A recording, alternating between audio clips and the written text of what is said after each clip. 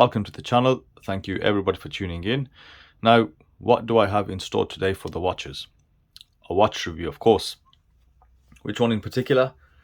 Today I'm going to be looking at my Steinhart Ocean One Titanium 500 entry-level Swiss watch. Now, those of you guys that have been a part of this channel for a good while now, you'll know that I unboxed this watch about 3 months ago. In fact, I did a triple unboxing, which is what you can see here on the video clip. I will add a link to the unboxing if you want to see it. It is a Swiss made watch. It's a German brand. It's a well-known, I'd say it's a micro brand, but you know, they are up there and they do primarily homage the Rolex Submariners, all the different variants, going back to the vintage style to a lot more modern pieces, and quite a few of the pieces they do put their own twist on there. So even though it's a Submariner homage, it is still different enough for it to be still quite popular and not as frowned upon. So let's start off by giving you guys a full-on formal introduction to the watch, and especially for someone that does not know about these watches or is new to watches or is new to the brand, I think they'll find this section very useful. So this is the Steinhart Ocean One Titanium 500 ceramic. If you go onto Steinhart Watches website, I'll leave the link within the description. You'll see that there are approximately 3 different versions to this. You do have a GMT version, which comes in a 39mm case diameter, and you also have a Batman bezel, and you also have this version that I have here, which is the non-Batman ceramic bezel insert. Prices, they're in euros because it is a German brand. The price for the GMT and the Batman bezel insert is 690 euros, which roughly translates into £590, which is again approximately $830. With regards to the particular version I have here, it's just a bit cheaper, which is 620 euros, which is around £535 brand new, roughly $760, which is a bit cheaper than the GMT version. Now, I did not buy this brand new myself. I bought this secondhand on eBay, and which I mentioned in the unboxing. So I think I got a pretty good deal. If you're wondering what the going rates are for this around on eBay, I think the GMT version is around the £450 mark, although I have seen them go cheaper, and this version in particular, it should be under 400. So let's cover dimensions and then let's go into specifications. Now, the watch diameter is 42mm. You have a lug to lug of 51mm and a case thickness of 14.5. The overall weight of the watch is around 126 grams, but bear in mind I have removed maybe 4 links to size it for my wrist, and the lug width is 20mm. Let's move on to specifications. So the case construction and bracelet crown bezel is full titanium. The titanium has been finished in satin. So they call it satined titanium. As you can see, this very soft finishing. You have a double dome underside AR coated sapphire crystal. You've got a loomed ceramic bezel insert sitting on top of a 120 click unidirectional bezel, screw down crown, screw down case back. You've got 500 meters of water resistance, and the watch does indeed run a Swiss movement, the ETA 2892A2 Elaborate premium version. Now, right here, I'm going to stop and we're going to talk about the movement. So let's learn a little bit more about the movement. As I mentioned, this is the ETA 2892A2 Elaborate premium version. It has 21 joules. It has a beat rate of 28,800 vibrations per hour, which translates into a 8 ticks per second high beat movement. The watch does hack and hand wind, and it comes with a date function, and it has a 42-hour power reserve. Now, what significance does Elaborate premium have, and what does it mean? Now, these ETA movements come in 3 grades. You have Elaborate Premium, you've got the top grade movement, and then you've got the chronometer grade, which is COSC certified. Now, contrary to the name Elaborate Premium, this is actually the base movement. Now, while it is the base movement, it is still adjusted to 4 positions with an average rating of plus or minus 5 seconds a day to a maximum of plus or minus 20 seconds a day. The top grade, however, is actually regulated to 5 different positions with an average of plus or minus 4 seconds a day and a maximum of plus or minus 15 seconds a day. The chronometer COSC certified is regulated to 5 different positions and runs an average of -4 to +6 seconds a day. Now, the difference between all movements mechanically is down to pallet stones, balance wheels, hairsprings and regulators decoration. The higher the grade, the more the decoration you get, including, pearling, Geneva striping, all the fancy decoration that you find on the high-end Swiss movements. So while we are here talking about the movement, let's take a look at the exhibition case back that the Steinhart comes with. So this is the Swiss Elaborate, the base grade movement, and you can still see quite a lot of decoration. Now, most of the decoration has been done by Steinhart or for Steinhart. So if we move the rotor out the way, you can see some pearling present. Let's move that out the way and let's look up the escapement. That is beating away at 8 ticks a second. And you also got this really nice sort of sunray pattern on the actual rotor with the Steinhart Swiss made at the back in gold. And I'll tell you what, from looking at NH35s, this is very, very pretty indeed. And for a base movement, for it to be regulated to 4 positions and to have, this level of decoration, I think for an entry-level Swiss watch, this is quite a lot of value that you do get, and it is a very, very pleasant movement to look at. Now you can see on the case back, you've got Swiss-made Steinhart titanium case, sapphire. You've got the specifications. You've also got the movement on there, and some more Ocean One titanium 500. Just some more specifications on the back. Now, when we look at the dial, the first thing which actually stood out to me was just how legible the dial was. I love the color combination. You've got strong contrasting colors. So you've got a matte black dial, and of course with the matte black, under certain lighting conditions, it looks almost dark gray. You've also got white layered lume hour markers, and the hour markers are of course similar to the ones used on the Rolex dials that we see. So you've got a triangle at the 12, you've got circular markers in between, and you've got 2 batons, one at the 3 and one at the 9. Now at the 6, you've got the date window, so you've got great symmetry on the dial. And above the 6, you've got Ocean One in clean white text. Below that, you've got titanium 500 with a background of the aqua blue. And below the 12, you've got Steinhart printed very cleanly in white. Just below the date window, you've got Swiss made in the aqua blue. And if you look at the chapter ring that is around the dial, the aqua blue again has been placed in at the 5-minute intervals. So I think the color combination that they've used is very nice, and again the legibility is great on the dial, and not to forget the aqua blue on the seconds hand, and I think it matches really, really well. Now with the combination of that GMT bezel version or the Batman bezel version, it looks incredible indeed. Everything matches just so well. And that is the key thing with this watch. It's a dive watch. The legibility is great. And look at the size of the hands and the very basic hands, sword style hands in just block white. That adds to that legibility on the dial. Now, the ceramic bezel insert actually adds a 4th color to the whole watch. You can see the markers on the ceramic bezel insert they're actually cream or off-white.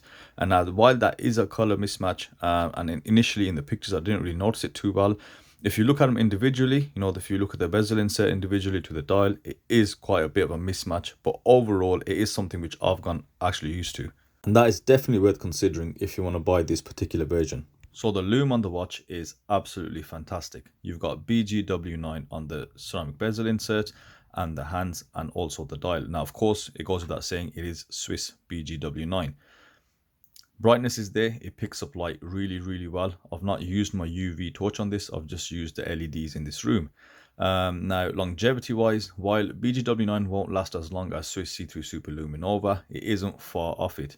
So you will get ample light from this. While I don't think it might last all night, but it'll definitely last long enough.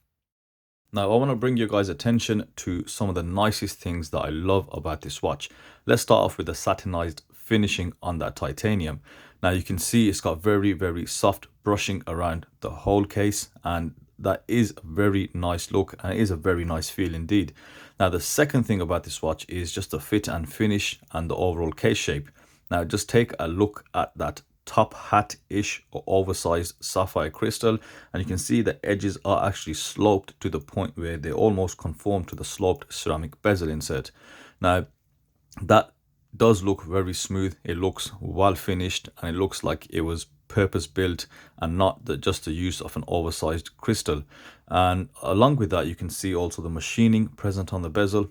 very clean cuts, very clean scalloping, and also again very clean brushing. I think I'm hoping it comes across on camera, but in hand you can just see it looks silky smooth, and it actually does feel very silky smooth. So that is one of the nicest things that you will find about the case. And I also love that side profile. I love how the crown sits within the crown guards as well. The design is there. It feels really good and very slim in hand, even though it's 14.5 mil in thickness. But due to that side profile and how the lugs are formed, it just looks very slim indeed. And the crown fits very nicely in those crown guards. And you know, you've got some signage present on the crown, you've got some really nice machining on the crown, there's no rough edges present at all, and the finishing does really stand out on this watch. And this is the first time I've experienced satin finished titanium. All right, now let's look at functionality, and this is where for me this watch really shines. Let's start off with the bezel, of course. Now it is a titanium bezel, so you know we expect a different kind of rotation. The titanium watches, they seem hollow and very light. This still has a decent weight to it, but let's look at the bezel.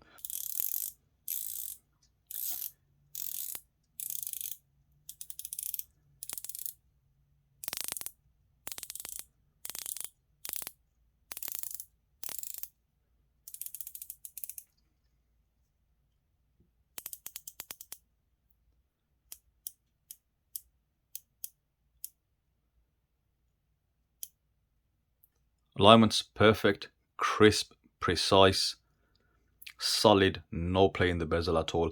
It does feel like a premium bezel, but it did need a fair bit of wearing in. I did have one or two hot spots, but you know, as you do with bezels, you end up playing with them randomly, and I think the more I've rotated it, it has really sorted out any hot spots, and now it is a very nice and accurate bezel action.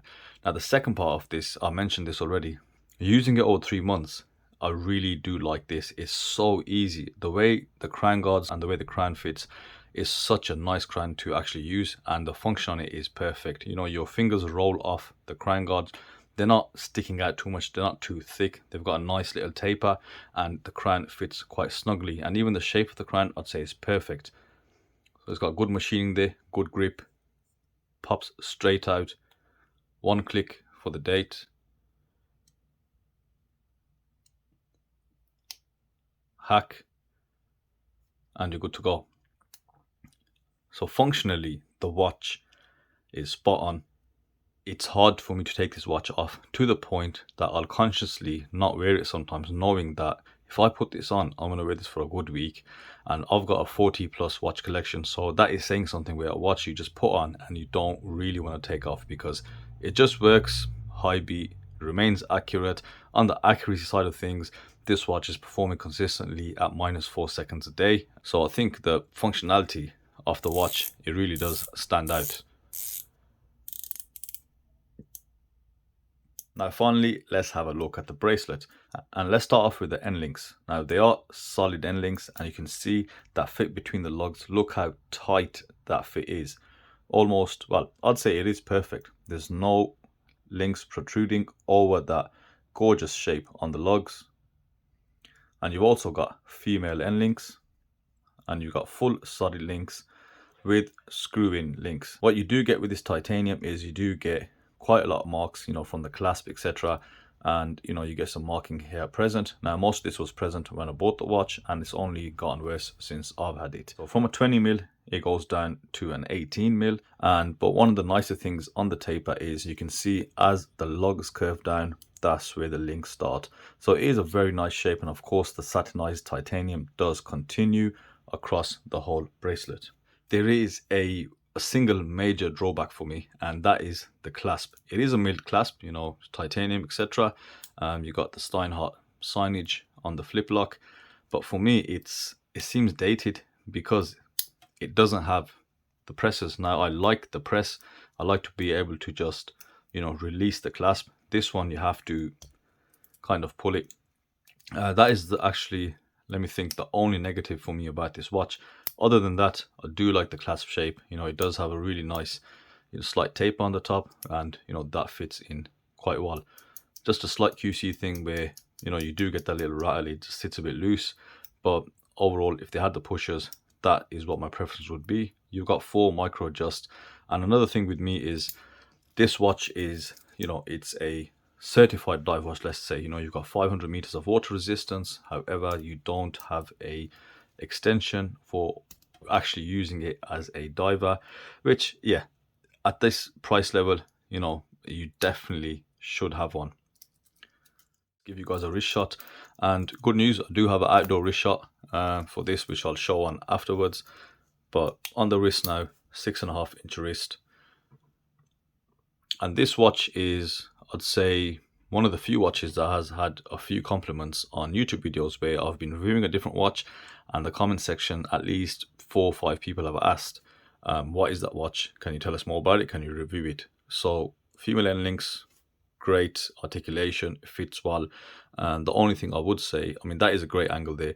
What I would say is, due to the lugs not curving enough, it does sit quite flat and straight.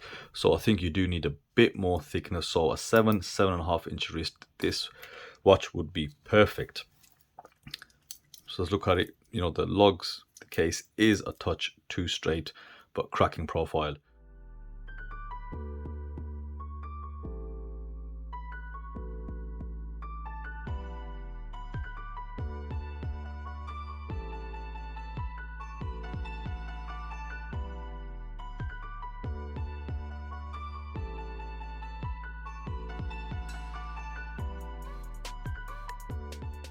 So now a quick summary. Now I'll just reiterate some of the points.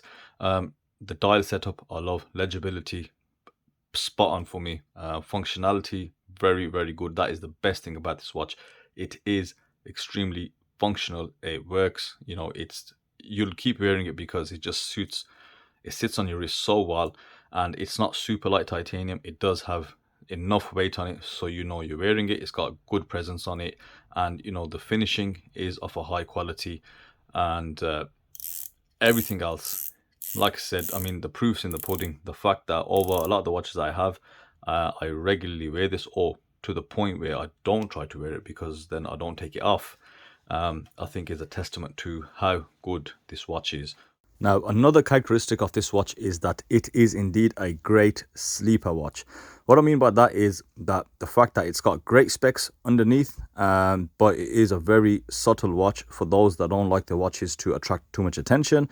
Hence, a sleeper. Very good watch in that sense. Now, on the price point side of things, at around, you know, the $800 mark, $750, or around the £500 mark, it does put itself directly in competition with other brands such as Certina, Alpina, and the likes of Glycine, of course. It is very competitive in that market as well. So out of all those other watches, does it stand out enough? That is something I'm not too sure about, but it is worth considering if you are looking to spend that kind of money. So that's it for me on this watch. Hope you guys enjoyed the review, and remember to subscribe and make sure you leave your thoughts in the comment section below as always, and I'll see you on the next review.